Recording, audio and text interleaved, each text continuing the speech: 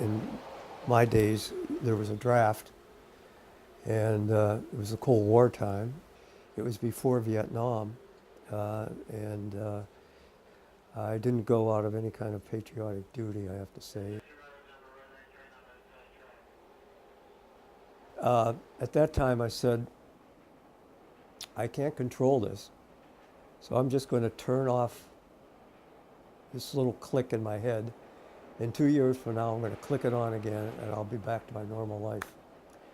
So I did that, and went through basic training, and then somehow got assigned to propaganda warfare, which was stationed in Fort Bragg, North Carolina, with the Special Forces.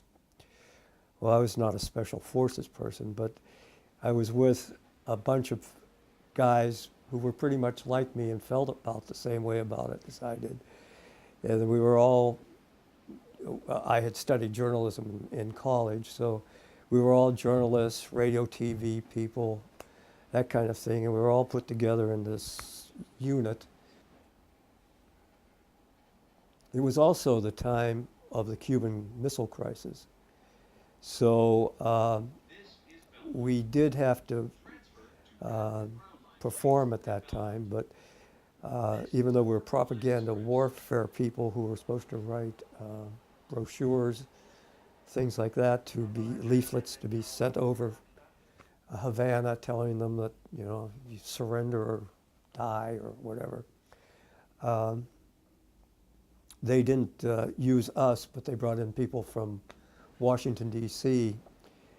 So that was my illustrious Army career, and the week before I got out of the Army, or a month before I got out of the Army, I took a leave, went home to Pittsburgh, bought a teal blue Dodge Dart convertible, drove it down to Fort Bragg, packed all my stuff in, and left.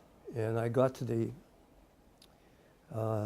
exit of Fort Bragg, and there was a big sign, leaving Fort Bragg. And I got out the car, and I stopped, and I went click, and my life goes on. I was a fundraiser in my professional career. And I began on Woodward Street, which was where I grew up. And we had a little corner store about 2 blocks away. And we go over there for candy. But one day we didn't have any money.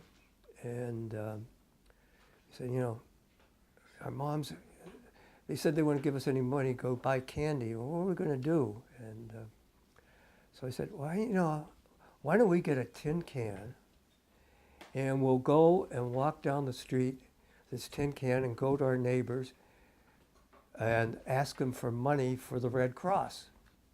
There were a couple single women, that's what we had targeted for our fundraising activities.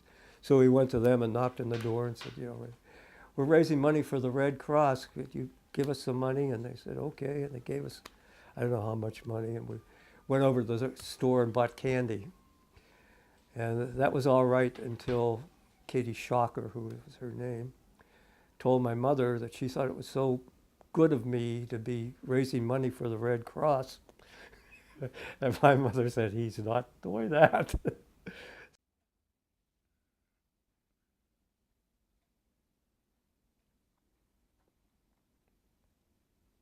I think there's a better life out here than just working all the time. I've been working since, what, high school.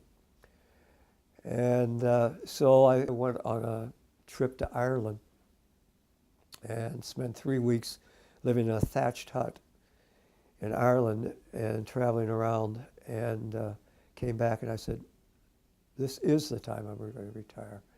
So I retired in 2000, and I wasn't quite sure what I was going to do with the time, but when I was traveling, I would sketch little faces of people in the restaurant on napkins and stuff like that. So I thought, boy, that sounds like maybe I should try to learn to draw.